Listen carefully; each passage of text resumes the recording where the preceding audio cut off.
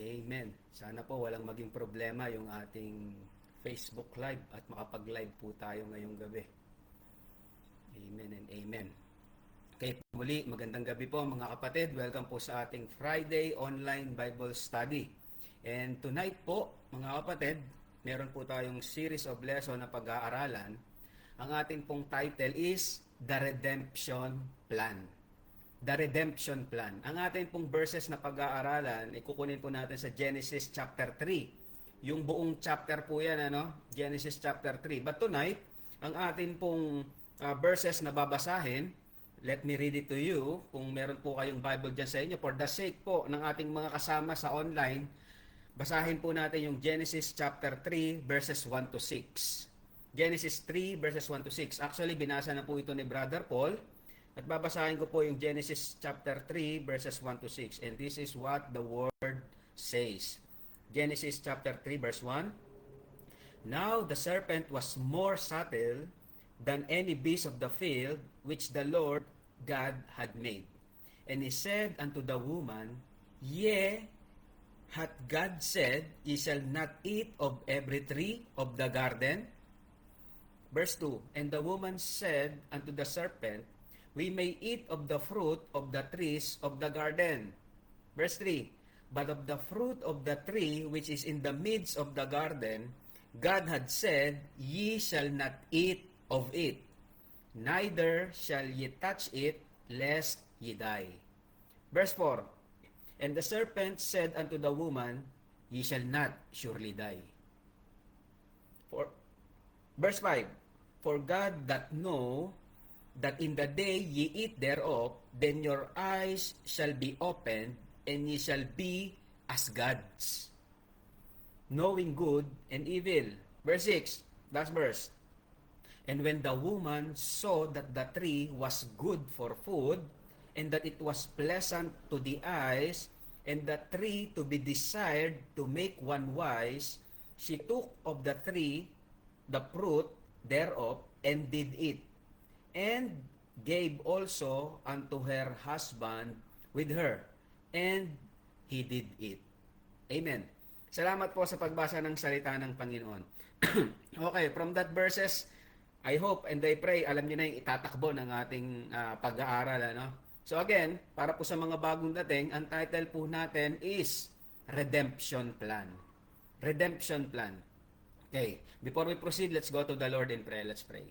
Ama naming makapangyarihan sa lahat at banal, maraming salamat po sa pagkakataong ito na muli binigyan mo kami ng oras para magtipon, para makapag-aral ng iyong salita. Panalangin ko po, Ama, na pangalan mo lang ang maitaas sa gawaing ito, katotohanan mo lang ang siyang maihayag.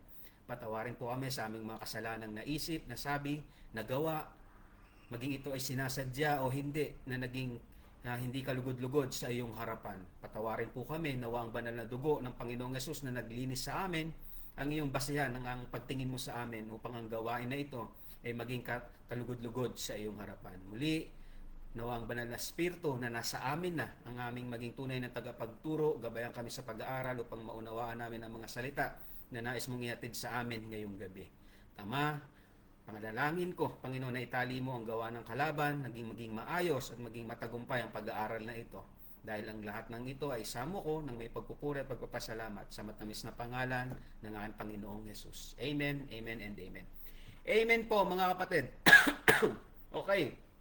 So again, ang title po natin is The Redemption Plan. Redemption Plan. Okay. When we heard the word redemption, may tutubusin. No? May tutubusin. Ibig sabihin, may nakasanla o parang merong alipin. Di ba? May captive, may slave. Redemption. Kaya merong plano ng pagsagip o pagtubos. Amen? So, dyan tatakbo yung atin pong pag-aaral, yung series ng ating lesson. Okay. Sa atin pong key verse tonight, Genesis chapter 3, verse 6. Ito po ang sabi, key verse natin. And when the woman saw that the tree was good for food, and that it was pleasant to the eyes, and the tree to be desired to make one wise, she took of the fruit thereof, and did eat, and gave also unto her husband with her, and He did it. Amen. Again, balik tayo doon sa ating title, Redemption Plan. Redemption Plan, from the word itself, from the title itself, mga kapatid, we can imagine that there is someone who is in trouble. Kaya mo nga sasagipin di ba? Kaya mo siya tutubusin. Siya ay nasa trouble, he is in danger that needs to be redeemed. At ang kagandahan ng kabutihan ng Panginoon, the beauty of God's plan of redemption is overwhelming. Napakatindi. Bakit po? Bakit po kaya? He didn't just leave us in our sin, He provided a way out. Gumawa siya ng paraan para tayo ay matugunan yung ating kaligtasan. Anong ginawa niya? Jesus sacrifice paid the price. Ang pinambayad ng Ama ay yung anak. And this promise of salvation is for all who will believe. Amen? Doon sa mananampalataya. So malinaw po yan. So take a moment to digest that truth, mga kapatid. Isipin mo na lang, ikaw at ako yung nasa lugar ng panganib. At kailangan tayong matubos. Kung isipin nyo yung isang ransom, kidnap or ransom, di ba? Maraming ganyan Alam natin yan sa Pilipinas, naging common pa nga yan na trabaho ng mga masasamang loob Kailangang may ransom. At itong mga taong ito, hindi ito mababa yung kalooban, handa silang pumatay. At yung nahuli nila, napapalitan na kailangan ng kabayaran, wala silang pakialam doon. Amen? Pero ang Diyos meron. Ang Diyos merong pakialam sa akin at sa iyo. God's love is bigger than our sins.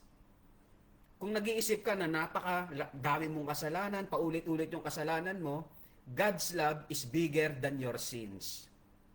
Tandaan mo yan. Meron siyang redemption plan. His mercy triumphs over judgment. His mercy triumphs over judgment. We're not just forgiven. Sa mga tumanggap sa Panginoong Yesus sa kanyang pagkamatay, pagkalibing at pagkabuhay, we are not just forgiven. Anong nangyari? We're adopted into His family. Amen? That is the way of our introduction. Pero bakit ba tayo kailangan tubusin? Yun kasi ang tanong Bakit tayo kailangan tubusin? For our first point, eto mga kapatid, bakit tayo kailangan tubusin? First point natin, ito yung pinakadahilan. First point, because of sin. Kasalanan. Kasalanan. Hindi naman kailangan mamatay ng Diyos ng Panginoong Yesus kung hindi lang dahil sa kasalanan mo at kasalanan ko. Amen? Ang tindi ng pagmamahala, no? Pero pag-aralan natin, what is sin? What is sin? So kapag tinanong tayo, what is sin? Mga sagot natin, huwag kang papatay, huwag kang mangangalunya, huwag kang magnanakaw. Di ba ganyan? Ganyan kagad may isip natin, what is sin? Yun yung mga bagay na yun, yung thou shall not this, thou shall not do this. Di ba? Pero, tingnan natin yung definition talaga ng sin. What is sin?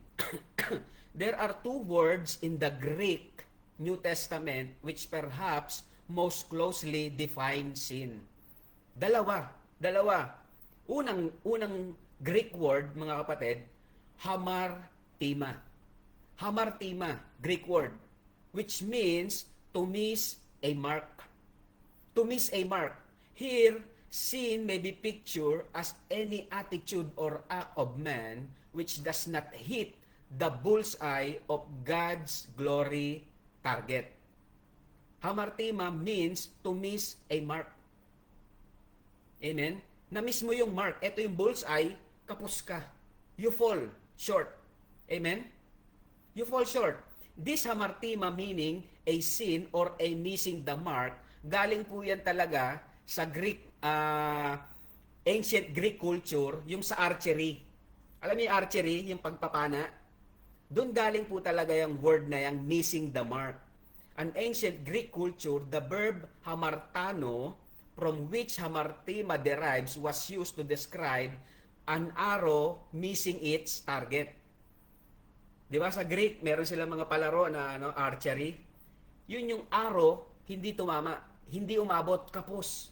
Yun yung miss the mark. Miss the mark. This imagery of missing the mark was then applied metaphorically to moral and spiritual failure and becoming a key concept of a New Testament for sin, falling short of God's standard. May standard ang Panginoon, lahat tayo kapos. Kasalanan. Amen? Naikuha natin yung picture? Ganon yung kasalanan. At ganon yung ating kalagayan. We are like an arrow sa ating pag-uugali, pag-iisip, paggawa, nakapos sa target ng standard ng Panginoon. Amen? So naniniwala ba kayo nakapos yung ating kakayanan para umabot sa moral standard ng Panginoon? Amen? Totoo, di ba? Every day we miss the mark. Every day we miss the mark. Yan yung nakakalungkot. Amen? So, secondly, mga kapatid, hamarthema means to miss a mark. Yan yung sin. Pinaliwanag. Pangalawa, missing the mark. Diba? Ito yung target, kapos ka. Fall short ka sa glory of God. Pangalawa, meron pang isang Greek word. Para basis.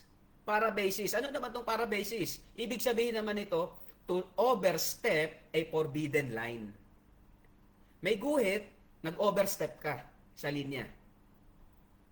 Ganun yung kasalanan, dinidescribe. Overstep a forbidden line. According to this definition, sin occurs when a man deliberately, sinasadya, or accidentally steps over the line of the law of God. Yun pala yun. Para basis, to overstep a forbidden line. Mga kapatid, sino dito yung, alam mo, yung kautusan ng Panginoon at sinadya mong hindi sundin? Tawag doon, para basis. Sinadya mo o hindi mo sinadya, may law ang Panginoon, alam mo yung katotohanan ng salita ng Panginoon, sinuway mo pa rin, dito ka nag-fall. Para basis. Amen? So, yan yung kasalanan, mga kapatid. Malinaw yan. Malinaw yan, mga kapatid. So, tuloy pa natin, Tuloy pa natin. Together, itong dalawang ito show sin's complexity. It's both about our imperfections and our choices to knowingly disobey.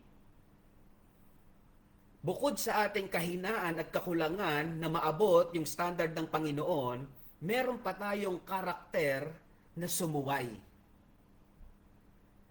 Ngayon, mga kapatid, kasi maraming nagsasabi, wala akong kasalanan. Mabuti akong tao. Base dyan sa dalawang Greek words na yan, masasabi ba ng isang tao na wala siyang kasalanan? Una, kapos siya, fall short siya sa glory ng Panginoon, sa standard ng Panginoon. Pangalawa, sinasadya niyang sumuway sa batas ng Panginoon.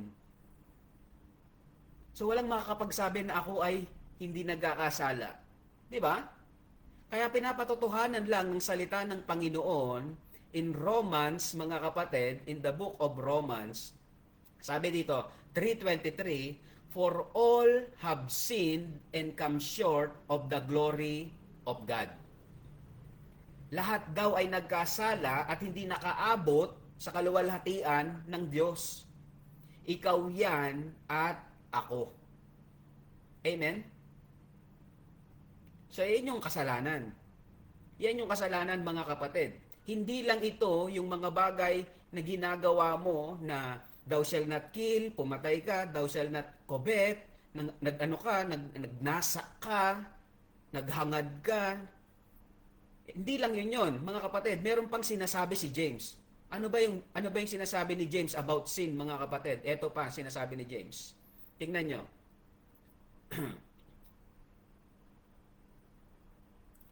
James. To him that to know good, do it good, and do it not, to him it is a sin. alam mong tama at hindi mo ginagawa, ito sa iyo ay kasalanan.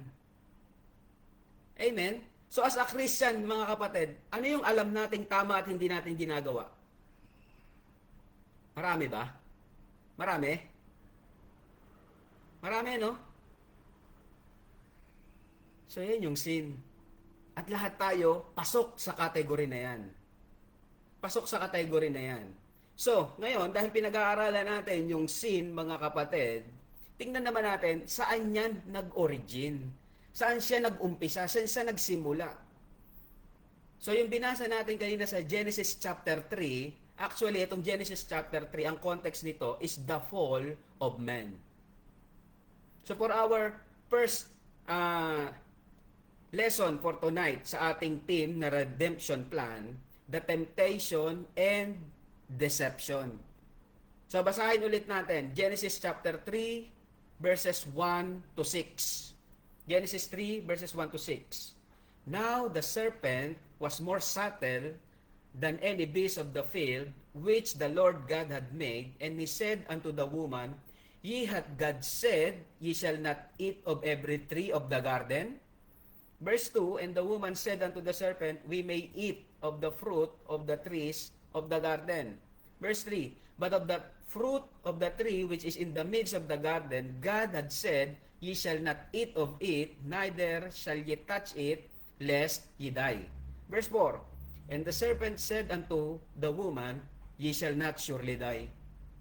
Verse 5, For God doth know that in the day ye eat thereof, then your eyes shall be opened, and ye shall be as gods, knowing good and evil. Verse 6, And when the woman saw that the tree, talaga nakapokus na yung babae sa tree, the tree was good for food, and it was pleasant to the eyes, and the tree to be desired to make one wise, she took of the fruit thereof, and did eat, and gave also unto her husband with her, and he did eat. So under this, mga kapatid, the temptation and deception, first subpoint natin, the serpent's strategy. Dito nag-umpisa yung kasalanan. May strategy yung serpent. Yung devil. Anong ginawa niya? Sabi niya sa babae, sa verse 2, kung ipaparaphrase natin, Did God really say? Sinabi ba talaga ng Diyos? Ganyan yung paraan ng diablo eh. Alam mo na yung salita ng Panginoon at tatanungin ka pa niya, sinabi ba talaga ng Diyos? He is twisting the truth to create doubt. He is twisting the truth to create doubt. And then, the serpent didn't just twist the words. In verse 6, he actually said the opposite. Pag nagso na siya ng doubt sa iyo, sa salita ng Panginoon, hindi mo namamalayan, babalik ta rin niya na yan. Anong sabi niya sa verse 6? Sa verse 6, ang sabi niya, hindi ka mamamatay. Una, sinabi niya yan sa verse 4, Ye shall not surely die. Pero alam naman natin sa salita ng Panginoon, ng utos ng Panginoon, wag kakainin dahil mamamatay sila.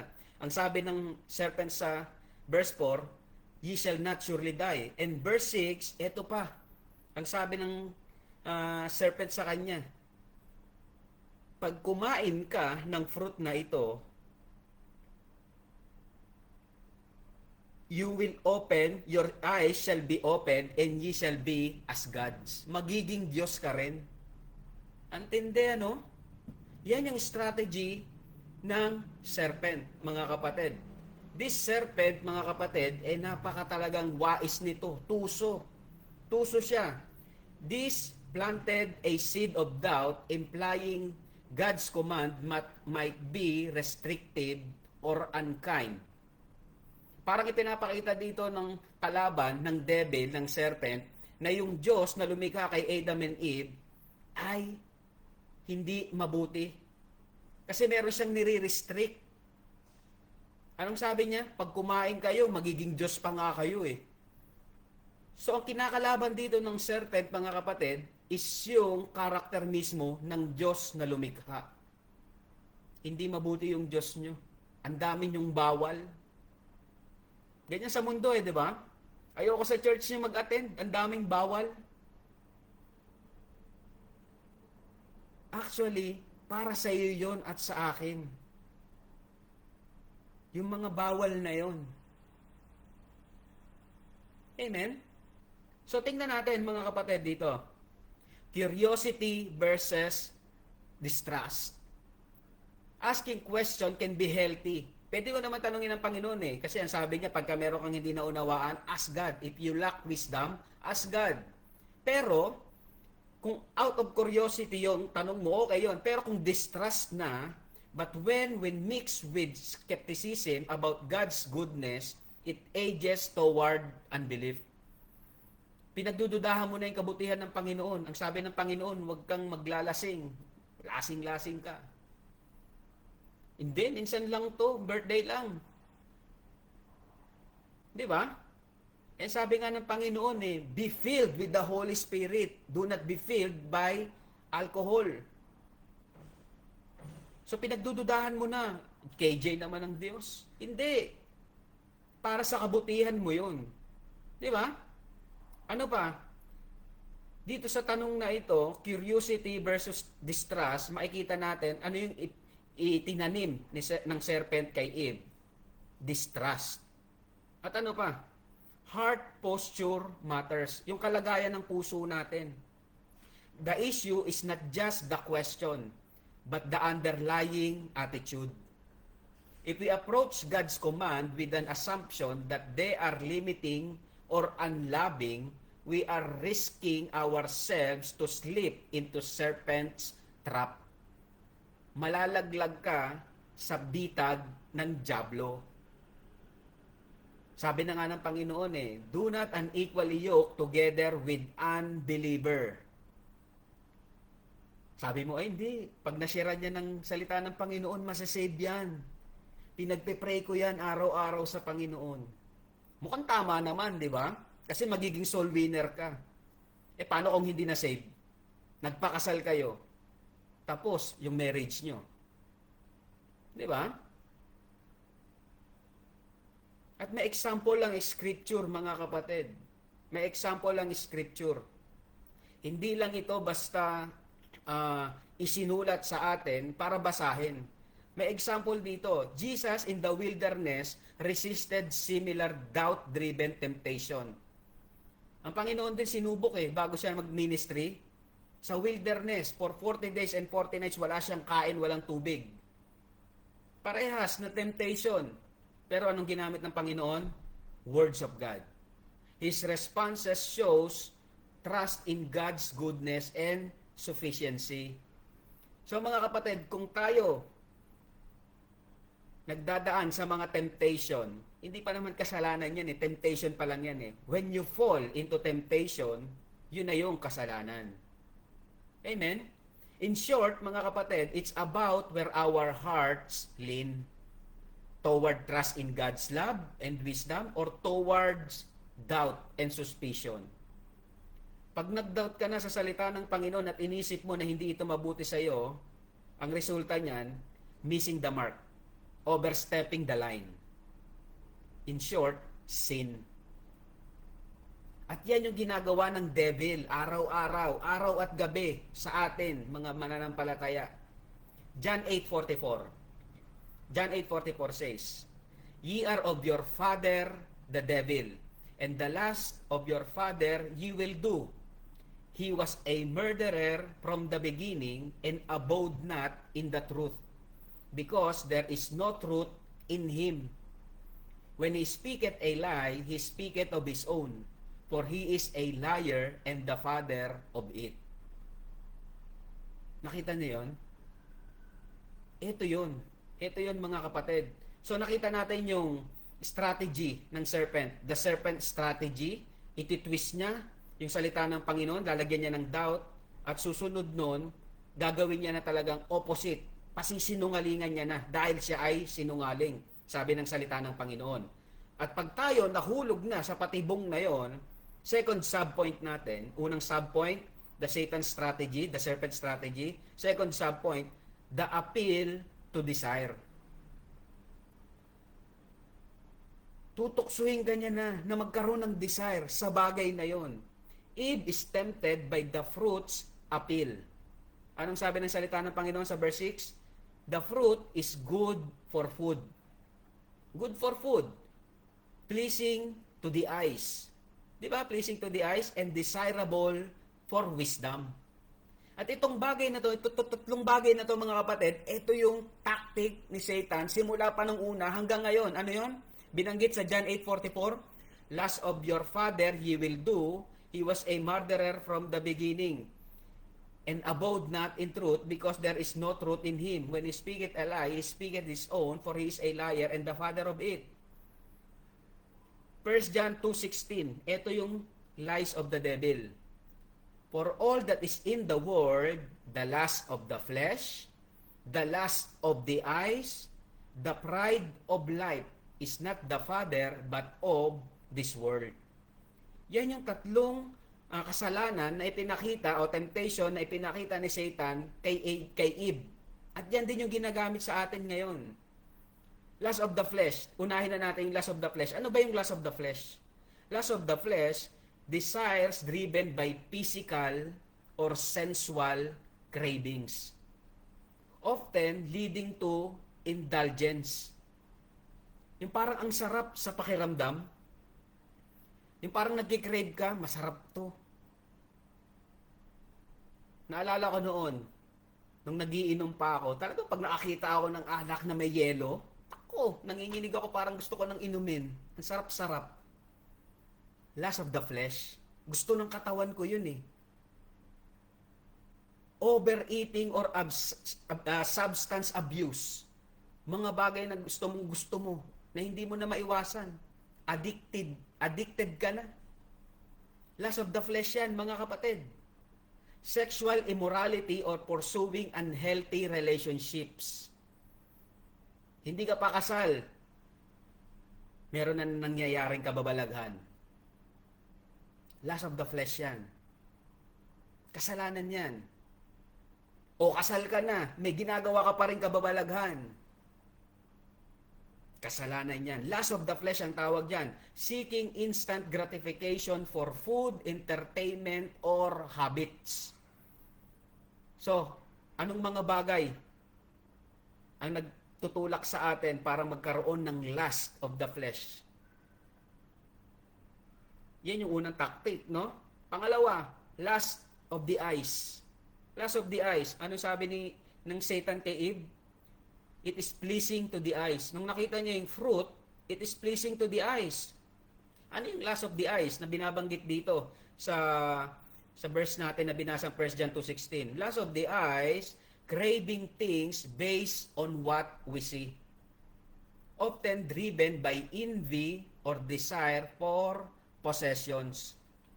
Nakakita ka na may magandang cellphone yung kapitbahay mo, gusto mo meron ka rin.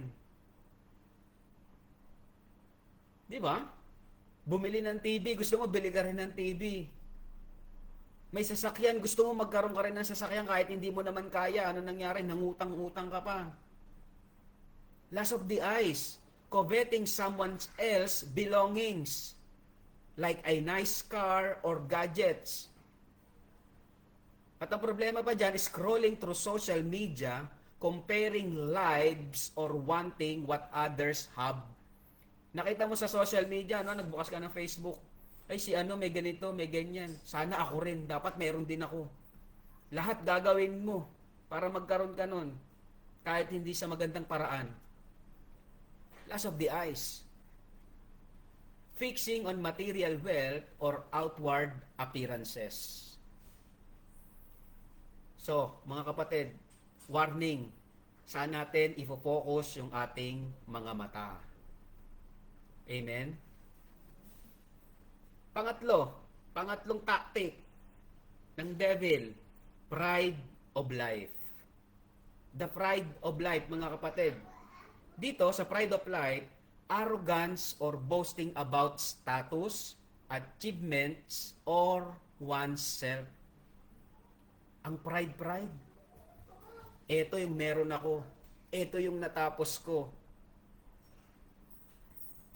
Hindi mo ako pwedeng pagsabihan ng kung ano-ano. Hindi mo ako pwedeng ituwid. Mas magaling ako sa'yo. Bragging about accomplishment or possessions on social media, ang tawag dyan, pride. Amen?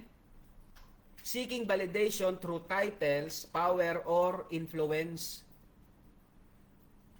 Ganyan ba tayo? Sana hindi kasi may mga Kristiyanong ganyan. Seeking validation through titles. Gustong-gusto mo na tinatawag kang, ito si pastor, o ito si missionary, o ito si ganito ganyan. Yung mga titles ba? Powers, influence, pride of life ang tawag doon. At ang masakit, looking down on others because of perceived superiority. Dahil alam mong mas may kakayanan ka nang mamaliit ka na ng kapwa mo. Pride of life. Amen? So, saan tayo nag-fall sa tatlo? Mga kapatid, hindi na yan bago. Lumang tactic ni Satan, kagamit-gamit pa rin ngayon kahit sa mga Kristiyano. Amen? Kakalungkot Dito, mapapakita natin yung dalawang meaning ng Greek words ng sin. Hamartima and parabasis. Ano nga ulit yun? Missing the mark and overstepping the line. The forbidden line. Sa tatlong tactics na ito, nangyayari yan sa atin araw-araw. Whether we admit it or not. Amen? Whether we admit it or not. The temptation of Jesus in the wilderness is the same. Ganon din yung nangyari. Ano yung lust of the flesh doon? Sa Matthew chapter 4, hindi na natin pupuntahan yon. Isa-summarize ko na lang o ipaparaphrase ko na lang. The lust of the flesh, ganito rin yung tactic ng devil Kung paano niya ginamit kay Eve, ganon din sa Panginoong Yesus. Ano yung lust of the flesh sa Panginoon? Turning stones into bread. Kayang gawin ng Panginoon yun Jesus was hungry after fasting 40 days. And the devil tempted him to use his power for immediate physical satisfaction. But Jesus countered with Deuteronomy chapter 8 verse 3. Hindi lang sa tinapay nabubuhay ang tao, kundi sa bawat salita ng Panginoon. Amen? Minsan sa atin ganyan Opportunity na to. Huwag nang palampasin. Illegal. Di ba? Lust of the flesh. Pero napagtagumpayan ng Panginoong Jesucristo. Lust of the eyes. Ano naman yung lust of the eyes na ginamit ng devil sa Panginoong Jesus? The offer of all kingdoms of the world. Pinakita sa Panginoon yung kingdoms of the world The devil showed Jesus the world's glory, tempting him with power and possession. Mapapasa iyo yung lahat ng yan. Basta sambahin mo lang ako. Ano sabi ng Panginoong Jesus? Jesus resisted, citing Deuteronomy again, 6:13. Wala kang ibang sasambahin kung di ang Diyos mo. Di ba? So every time we are tempted to sin, meron tayong Word of God na dapat gagamitin. At meron tayong pattern na sinusundan ng Panginoong Yesus. Pangatlo, pride of life. Ano naman yung pride of life? Sabi ng Satan sa kanya, throwing himself from the temple. Magpatihulog ka dyan, ililigtas ka ng mga anghel ng Diyos para hindi masugatan ng iyong pangapaa. The devil tempted Jesus to test God's protection, appealing to a desire for spectacular or proof of status. Alam naman ng Panginoong Yesus na ililigtas siya ron But Jesus replied with Deuteronomy 6:16. Anong sabi niya doon? Refusing to presumptuously test God. Huwag mong susubukin ang Diyos mo. Amen? So mga kapatid, anong makikita natin dito? Anong makikita natin dito sa appeal? Dito sa ating subpoint number 2, na appeal to desire. When Satan tempts us to appeal to desire something or someone, mga kapatid, resist with Scripture. Balik ka agad sa salita ng Panginoon. Kaso ang problema, alam ba natin yung salita ng Panginoon? Baka pares tayo ni Eve na pamali-mali sa salita ng Panginoon. Jesus used God's word to counter each temptation, and we can do the same. Amen? Focus on God's kingdom. Jesus prioritized God's will over immediate gain or recognition. Amen? And depend on God's timing. Huwag kang shortcut. Trust the process. Trust God's provision and plan. Minsan pagkagipitan na, sa tao tayo pupunta di ba? Hanggang nabaon na tayo ng nabaon sa problema. Kasi imbes na seek ye first the kingdom of God and His righteousness, anong ginawa natin? Seek this man to help us in time of need. Yung man na pala na yon, hindi talaga tutulong sa'yo. Pahihirapan ka pa in the end. Amen? Depend on God's timing. Resist with scripture any temptation and focus on God's kingdom. Kung ganyan yung ating mentality, hindi natin mamimiss yung mark. Hindi tayo overstep sa forbidden line of God. Amen? So pangatlo, mga kapatid, una, serpent's strategy, twisting the truth, and then, pagkatapos niyang i-twist yung truth, maglalagay siya ng doubt, sasabihin niya na ngayon yung opposite, pagsisinungalingin niya na. Pangalawa, the appeal to desire, lust of the flesh, lust of the eyes, and pride of life. Pangatlo, mga kapatid, under this point, pangatlo, ito na nangyari. Disobedience begins. Dito na nagumpisa yung pagsuway. So pag nahulog ka na sa temptation, yun na yun. Umpisa na ng pagsuway mo. Adam and Eve choose to eat. Diba? Pinili nilang kumain. Acting against God's clear command.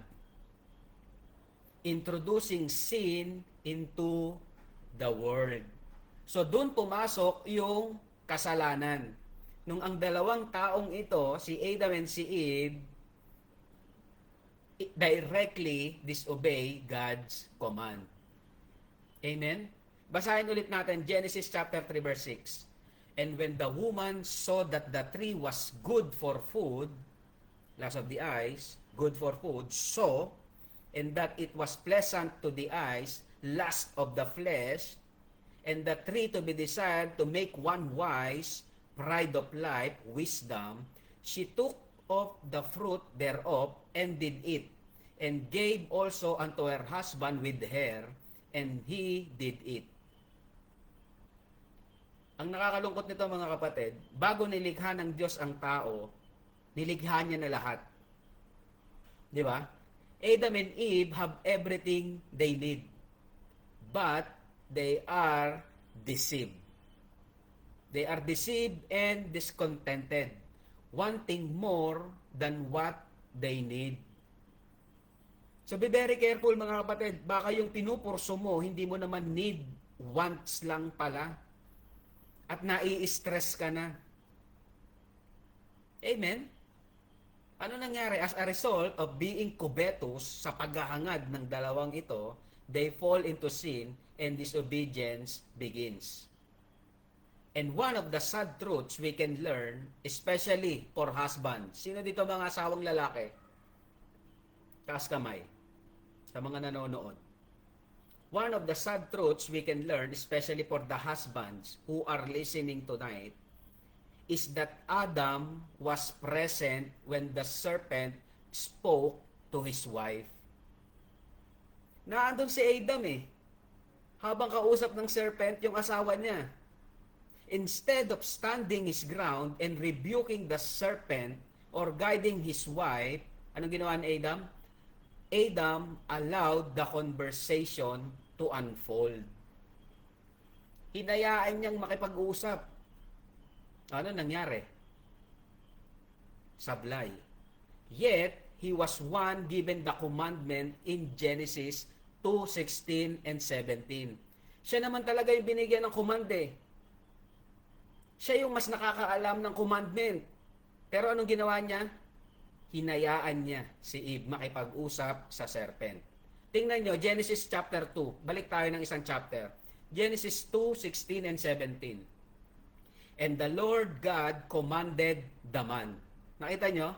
The Lord God commanded the man. Hindi naman si Eve. The man. Saying, of every tree of the garden thou mayest freely eat. Verse 17. But of the tree of the knowledge of good and evil, thou shalt not eat of it, for in the day thou shalt eatest thereof, thou shalt surely die. Amen? Malinaw. Malinaw yung utos sa lalaki. And I believe, itinuro ito ng lalaki ni Adam kay Eve. Amen? The highlights, one of the hardest parts of being a man of the house, ay ito. A part of leadership requires courage.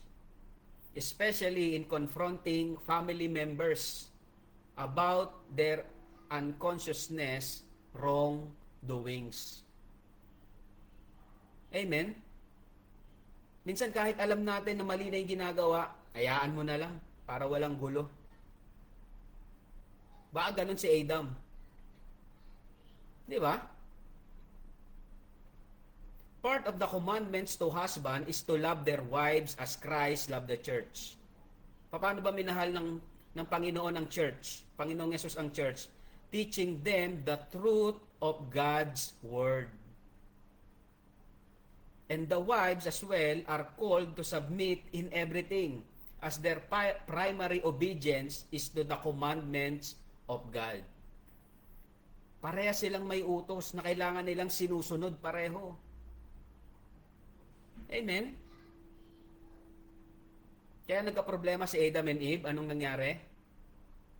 Si Adam, pinabayaan yung asawang babae. Si Eve, hindi pinansin yung utos ng Panginoon at tinuro sa kanya ng kanyang asawang lalaki. Amen? So, ano nangyari? They fall into sin. At isa sa katotohanan, mga kapatid, ito, why many families experience unanswered prayers? Alam niyo kung ano? Bakit hindi nagkakaroon ng mga answered prayers ang pamilya? It is because they don't consider each other as the Bible instructs them to do. 1 Peter 3. Tingnan niyo sa 1 Peter. 1 Peter chapter 3 verses 5 to 7. Tingnan niyo. 1 Peter 3 verse 5. For after this manner in the old time, the holy women also, who trusted in God, pag holy women ka at nagtatrust ka sa Panginoon, adorn themselves, being in subjection into their own husband. Pag holy woman ka at nagtitiwala ka sa Panginoon, yan yung gagawin mo. Verse 6, even as Sarah obeyed Abraham. Si Sarah nag-obey din kay Abraham calling him Lord, whose daughters ye are. Na kung ikaw, anak ka ng Diyos, holy ka. Amen? Dapat nagtitiwala ka sa Panginoon. At kung asawa kang babae, dapat nagpapasubject ka sa iyong asawa. As long as ye do well, and not afraid with any amazement. Yun yung una. Verse 7, likewise, ye husbands, dwell with them according to knowledge, giving honor unto the wife, as unto the weaker vessel, and as being heirs together of the grace of life, that your prayers be not hindered. Nakita nyo? Kaya pala hindi sinasagot yung panalangin ng mga mag-asawa, ng pamilya, kasi hindi nila ginagawa yung mga utos na yon. Submitting to their own husbands, loving their own wives. Amen? So this passage, mga kapatid, emphasizes mutual respect and submission within a Christian marriage, pointing a few key points. Ano nga ulit yon? Husband are called to love their wives as Christ loved the church. Amen? Which involves sacrificial love, nurturing and teaching them God's truth. Kaya mga kapatid, kung meron kayong mga kamag-anak, mga kuya, mga uncle, mga asawa, mga kapatid na lalaki, na dinadala kayo sa Panginoon, palapit sa Panginoon, be thankful. Amen? It's about leading with humility and care. Mahal ka lang talaga nun. Amen? And wives are encouraged to submit in everything. Alam naman natin yan, pinag-aralan na natin yan before sa Ephesians 5, di ba? Not in a sense of inferiority, but as an act of obedience to God. Kasi may order ang relationship eh. Trusting is order for relationships. Christ, husband, wife, and children. This focus on mutual respect and submission to God's Word. Amen? Huwag mong problemahin yung pagsunod ng asawa mo. Problemahin mo yung pagsunod mo sa Panginoon. Amen? And this, mga kapatid, itong pagkakasala na to ng mag-asawa, may connection to sa unanswered prayer. Amen? When the husband and the wife don't treat each other accordingly with honor and understanding, it can create a barrier in their spiritual life. Sira yung spiritual life. Di ba? It's a call for harmony, respect, and alignment with God's design, impacting the family's spiritual atmosphere. Pag isa sa mag-asawa hindi sumunod, damay yung isa. Just like what happened in Eve. Di ba? Practically, this means fostering open communication, grace, and shared pursuit of God's truth. Tatanggalin natin yung ating personal standing. Babalik tayo ron sa God's perspective. Amen? So ito yung nangyari. Dito pumasok yung kasalanan dahil sa pagkakamali ng mag-asawa. Si Adam naging irresponsable, hinayaan yung asawa. Yung asawang babae, si Eve, hindi nakinig sa asawang lalaki. Ay pag-usap sa serpent, nahulog sila pareho. Amen? At dyan pumasok yung kasalanan. Romans 5:12. Tingnan nyo, Romans 5:12. Wherefore, as by one man's sin entered into the world, and death by sin, and so death passed upon all men, for that all have sinned. Sino nagkasala? Sino representative? Si Adam. Amen? So the reality of sin is plain, mga kapatid. Reality of sin is plain. We all fall short, rebelling against God's holiness. Just like this husband and wife, Adam and Eve.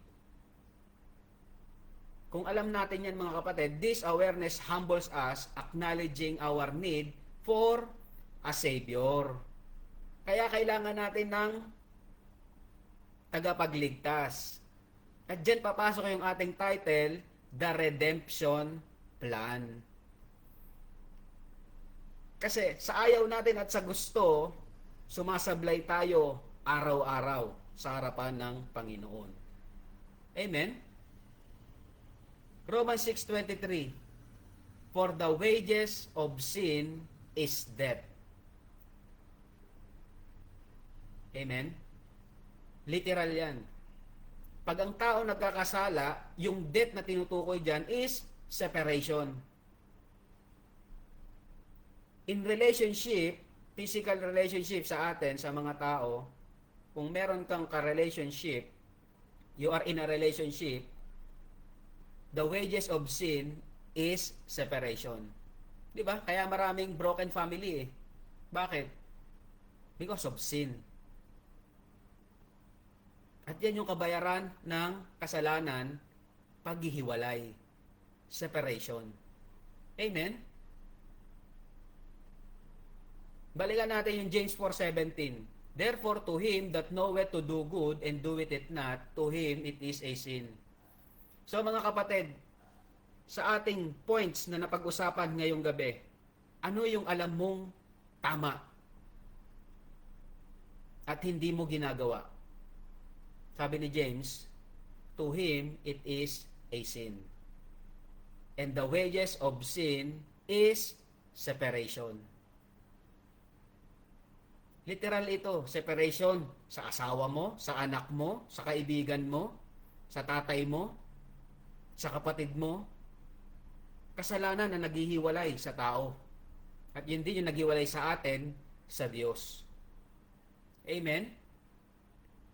So again, for our first point, mga kapatid, ngayong gabi, 1 point lang tayo. Sin. So sana malinaw na sa atin kung ano yung sin, ano? Sin, hamartima, miss the mark. Ito yung standard ng Panginoon. Lahat tayo kapos, fall short. Ano pa? Para basis, overstepping the forbidden line. Alam mo yung salita ng Panginoon, sinasadya mong suwayin. Kasalanan yon. At yung kasalanan mo na yon at kasalanan ko na yon, hindi libre. Tama? At yun yung ating point number 2, next Friday. Separation. Amen? Amen ba? So I hope and I pray may natututunan po tayo from the words of God. Saan nag-originate yung sin? Sa Genesis chapter 3. When the first man fall into temptation. Amen? Anong ginawa ni Satan? Strategy of Satan, appeal to the desire, and disobedience begins.